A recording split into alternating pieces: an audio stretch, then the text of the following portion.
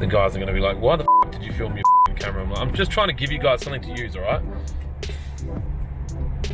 They'll just get given all this footage and be like, how do you propose that we make a vlog out of this, idiot? Hey vlog, it's March the 3rd, Wednesday.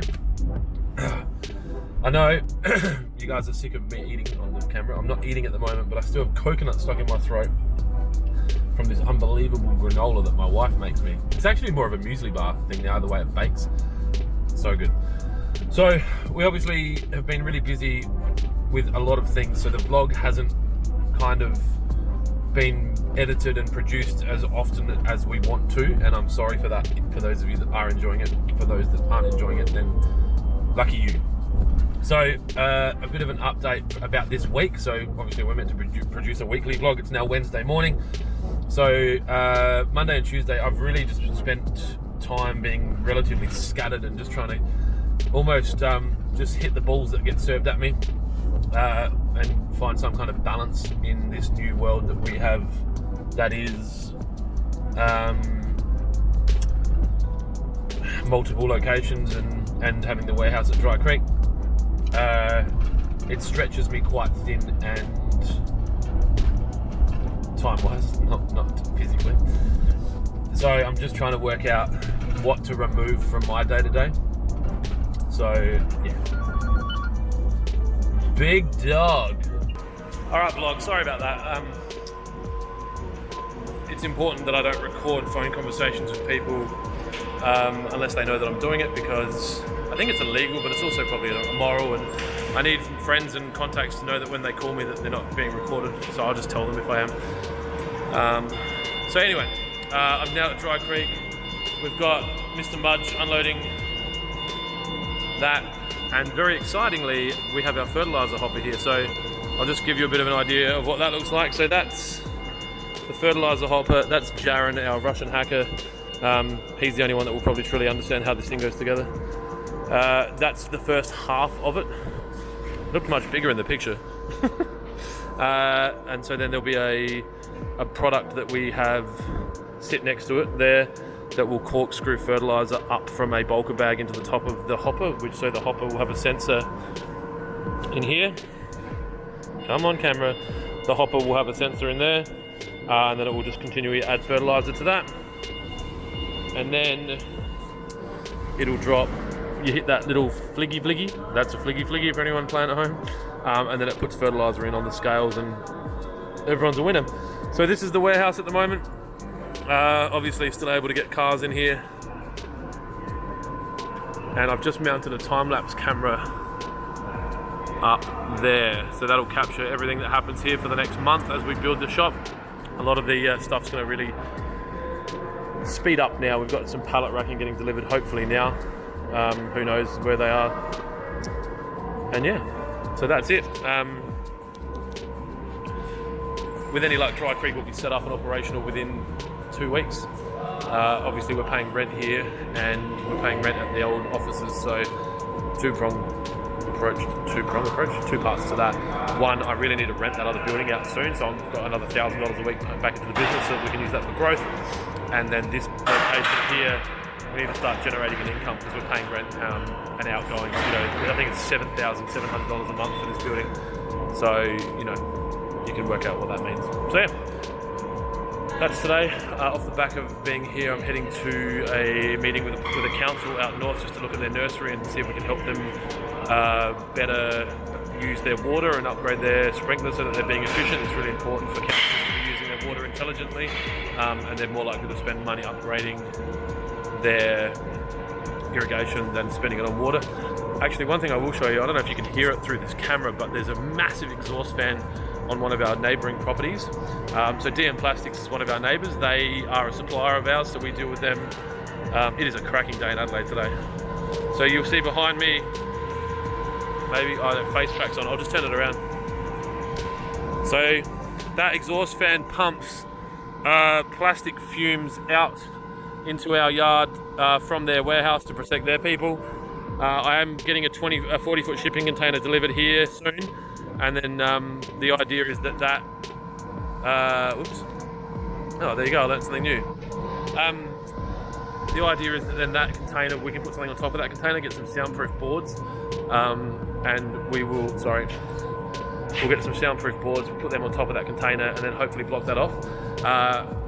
The one thing that I didn't look at doing, which I ended up doing, was ring the actual owners of that building and just have a chat with them about it. I think it's probably a trap for people to kind of expect them to be standoffish or rude or not want to deal with it. So I rang them yesterday and just had an honest conversation about what was happening, and said that I wasn't looking for them to spend any money. I was happy to pay to help this go away. Like, we've moved into the area. It's kind of like moving into an to a property bordering an airport and then complaining about the noise from planes. Like, you're an idiot. So we moved in here. That was there before we moved in. It wasn't on when we looked at the building, but it's now there. So I could have done more due diligence, sat in the car park for 4 days and listened to the noises. I'm not going to do that. So I'll now pay to make the noise go away. I'm not comfortable with that continuous ringing being here with my staff. It's really annoying. And I'd say there's probably some long-term health issues around having that ringing all the time. So I rang them, had a conversation with them. They said that that's only on probably 4 days a quarter when they do large bore pipe, so 500mm pipe, and they don't often get those orders. So they said it should be finished by Thursday, which is tomorrow. Hopefully it's shut down and we can, I can just imagine this collective exhale from everyone that works in this area. I'm still going to build something in front of it. I won't spend as much money as I was going to, so I'm going to put the 40-foot container in front of it, and then we'll just basically make like an L-shape frame to hold some soundproofing. And then obviously next time it starts up, hopefully it won't be as loud. So that's that. It's 10:04. I've got to be somewhere in I've got a 22-minute drive to be somewhere that's 26 minutes from now, so I need to get out of here. I'm going to go have that meeting, then I've got a schnitzel lunch. Poor Brandon was meant to have that lunch today, but the demands of the business have meant that he's got to stay and do work, and I get to go out and play. So yeah, just a bit of an update. Sorry the video content's probably not as good as you used to. Duffy and Aiden are both working at the Kent Town offices doing editing, so I'm going to be catching a bit more like in-hand vlog. Who knows, man, it might be good, it might not be. If you're enjoying the content, give the video a like, I really appreciate it. I'm trying to grow the channel. Obviously my intention is to share the journey and hopefully bring you some tips if you're in business and you're at the start, or if you're at the same stage as me, just to kind of have a sounding board unofficially of someone else that's going through the stuff you're going through. So appreciate it, and talk to you soon. How's this bloke? Right, we don't supply these cameras, so obviously this dude thinks he needs some kind of camera there in his car. So that's Mudge.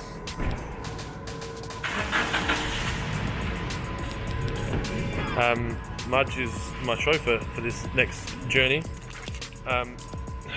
So we might even do a bit of in the car with Mudge. Sorry about that real extreme close-up on my lower chin. Alright, so trying to keep my face, that's Mudge. So we're going to do in the car with Mudge for part of the vlog. It's not a new episode, so don't get too excited. I know he's interesting. So we are heading to Playford Council. Mr. Adam Mudge is the driver, affectionately known as Mudge in the Water Pro railway circles. Why do they call you Mudge? Mudge? Go straight. Surname. Surname. How original, how Australian. No one calls me Adams. I think if your surname ends with an S, does that mean you can't? I think it's the whole two first name thing. Because Adam is no, if it was Clint Adam, they'd call me Adam. Adams. No one's called Adams. Yeah, just go. Just remember you got logos on, so if you're going to break the law, make it good. So I'll just bring up a map for Adam. So we're heading to a meeting in the city of Playford. It's a meeting that I wasn't originally going to, but I am now because Brandon is going to be working. So we're going to use this opportunity to learn a little bit more about Mr. Adam Mudge for the vlog. So Adam, what is your position at Water Pro and Railways? I am the business development manager for the two businesses. What does that mean? Basically bringing in new business, looking after current business, and looking at ways to bring in sales into our funnel from places where we haven't generally explored. So why did you choose to take a job working in a business development role for Water Pro and Railways? To be honest, you kind of talked me into it. So you took a sales role that was sold to you by a salesperson. Correct. No, look. They say salespeople are the easiest to sell to. That's right. We've been talking about this for quite a while.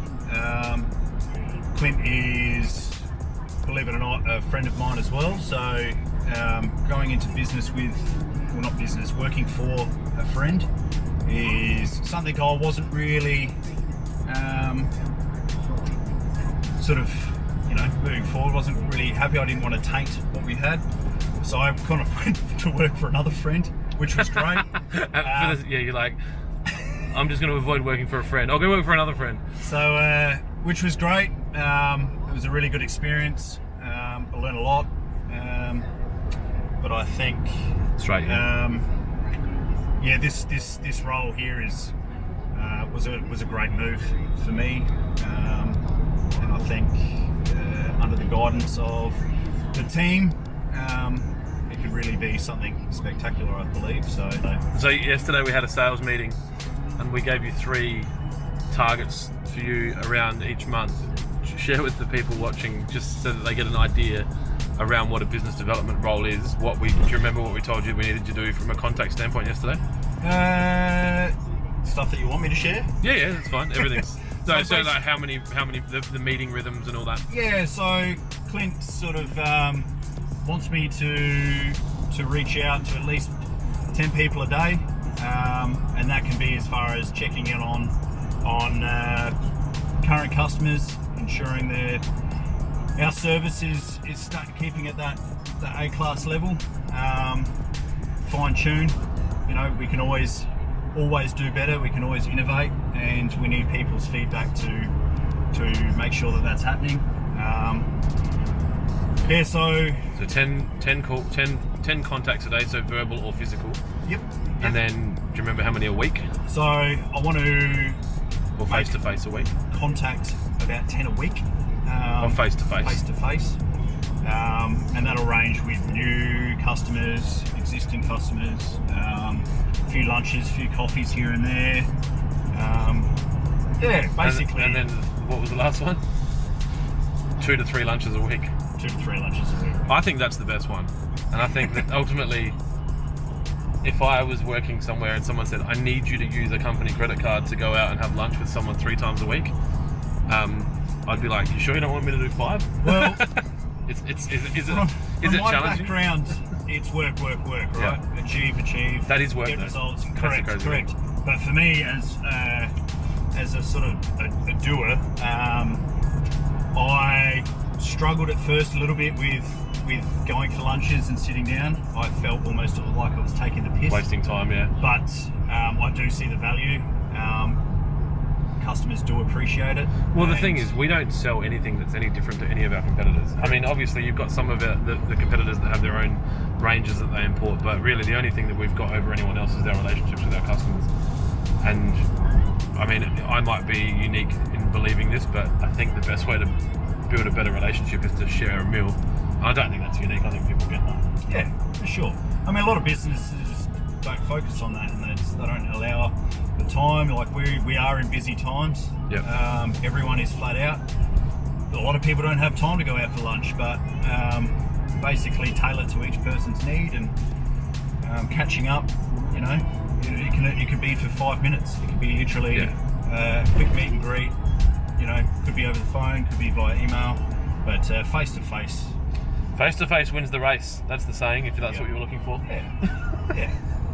We've talked a lot about it over the years, and this is obviously before Mudge came on board, but like having that meeting, like three face-to-face meetings is generally at the minimum that you're going to need to have before you build enough rapport with someone to start having, I guess, being able to ask. And I talk a lot in our vlog, in the Clint vlog, about